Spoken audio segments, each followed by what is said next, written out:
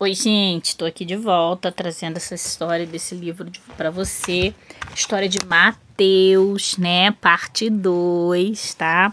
Eu terminei dizendo para você, mas por que os cobradores de impostos eram vistos naquele tempo como ladrões, né? Vamos saber agora.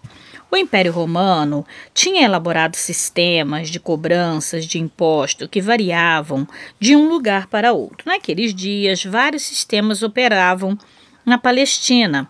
Dois desses sistemas de impostos se destacavam: o imposto por pessoa, arrecadando de todos os adultos os impostos sobre a terra. Entretanto, o direito para coletar alguns impostos menores, como as taxas aduaneira, cobradas nos portos e nas principais estradas, eram arrematados pelos maiores licitantes. Zaqueu, por exemplo, havia adquirido esse direito de coletar imposto em Jericó. Lucas 19, de 1 a 10. Por isso, ele era chamado o maioral dos publicanos e ricos. Lucas 19, 2. A Judéia ao sul era governada diretamente por Roma. A Galileia ao norte era governada por Herodes Antipas, sob a autoridade direta de Roma. E era para esse Herodes que Mateus trabalhava. Mateus, como coletor de imposto, estava incumbido de tributar tanto os comerciantes e pescadores que cruzavam o mar da Galileia. Provavelmente Mateus recolhia os impostos de Pedro, Tiago e João e André antes de serem discípulos. Quanto os demais viajantes da importante estrada que ligava Damasco ao mar Mediterrâneo, que passava por Cafarnaum, essa estrada era chamada de Via Maris naquela época.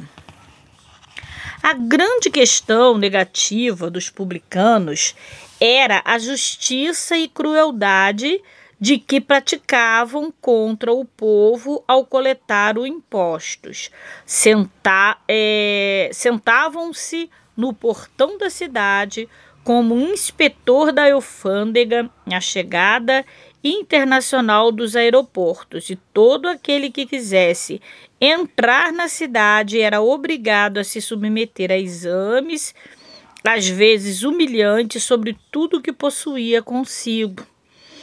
O publicano determinava o que era possível de taxa e o valor dos impostos sobre aquele item coletando o dinheiro na hora. Muitos deles usavam sua posição para cobrar valores exorbitantes, como objetivos de levantar dinheiros extras para si mesmo. Eles acrescentavam em suas próprias taxas para aumentar os seus próprios lucros. Era preciso uma grande dose de ambição e cobiça para os judeus se dispor a ser um coletor de imposto, servindo assim aos idosos romanos e sendo associado à casa de Herodes Antipas. A maneira como o termo publicano era usado na Bíblia mostra que era um coletor de imposto.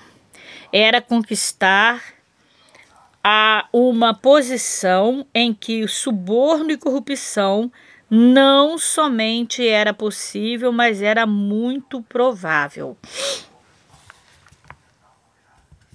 Os judeus somente assumiriam tal emprego se amassem mais o dinheiro do que a sua herança nacional como judeu.